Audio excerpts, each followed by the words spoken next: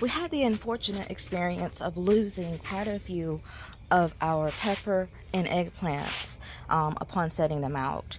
You can see several empty spots along this row. On this end is the peppers, and fortunately we had more on standby because of the plant sale, and we're going to be placing those in.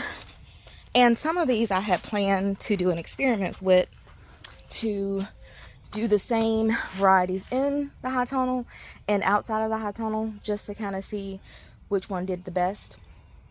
But because of the slip up and there was an issue with watering while I was down, we lost way more than we should have. So I'm not going to be able to run that trial just yet. I did go ahead and start some more peppers after coming out and seeing that we had lost quite a few. We have a long growing season, so even if I were to plant those in the field, I would still be able to get a good harvest at this point from those peppers. But I'm going to probably put those in here in the high tonal as well. So it's a good chance that we'll be harvesting peppers well into December if those germinate and do well like I hope they will. So here is where we have the eggplant. You see a couple of dead ones there, another dead one there. And so I always plant my eggplant close together, and the reason I do that is as they grow, they create a nice canopy which takes care of weed control for you. While they're growing, you have to manage that, but once they are up to size, the leaves get really big, and there is like no need to do any type of weed control because the leaves shade out the sun and it keeps everything very nice. Let's see. So also here are the peppers. So most of the peppers that we lost were the true heart in our pepper, which is a sweet pepper. And so I'm going to be replacing that particular pepper with what we had left over from the plant sale, which was going to be going outside the high tonal, which is the Jimmy Nardella, which is supposed to be a really good high tonal variety. So we're going to be planting, see I got 5 extra of those, so I'm going to be putting those into the ground. That true heart survived, and this is our largest pepper plant so far, and it is a true heart.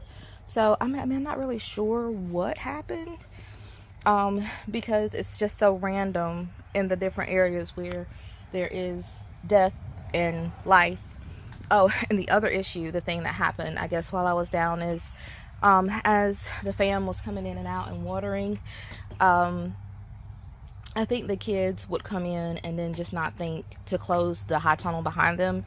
And so we have white moths in here this year, and I'm still upset about that because, you know, the pest exclusion system only works if you close it up. And, you know, they were doing the best that they could with just trying to maintain everything on top of everything else they had working against them while I was down. But yeah, those white moths or white butterflies are just terrible. And they will be laying eggs in here. So which means I have to get on top of the spraying game. You can see that one there. Yeah, I have to get on top of my spraying game now because these things are doing their job instinctively. Nature is awesome. It's perfect. You know, God created everything to work in such a wonderful way. These insects are doing their job. They don't need anybody to tell them. So if I want to be able to harvest a crop, I gotta do my job. So gotta get on top of that. We'll be spraying BT, and this year we're going to be using Surround as well. Surround is a mixture of clenil and clay, and what it does is kind of just throws the bugs off a little bit, but it also helps to cool your plants. And so obviously in the high tonal, that is very important, especially as the temperatures continue to rise.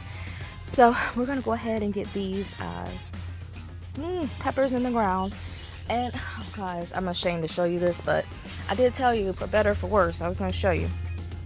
This is what everything is looking like as far as like my plants and things that need to be sorted and planted, and it's a mess. It's a mess. It's a real mess. So what I've got to do is go through and get rid of dead plants, empty trays, wash trays, sort, put up. This here, just these trays alone, you're looking at a couple of hours of just sorting, dumping old dirt into compost, rinsing, and putting up trays and pots and stuff. So we invested in these trays from Bootstrapped Farmer, and one of the things that they emphasize is not to leave them out in direct sun, you know, if unnecessary. So now that a lot of these are not actually in use anymore, I really do need to get them washed and put away in the proper bin so that I can get my money's worth, our money's worth, out of these plants. So let me go. There's a lot to be done, but I just wanted to do a brief check-in with you. I thought I was gonna get that April garden tour in, y'all. It's the end of April and I haven't even gotten the blog done. So forgive me. We're gonna get it together. Just, you know,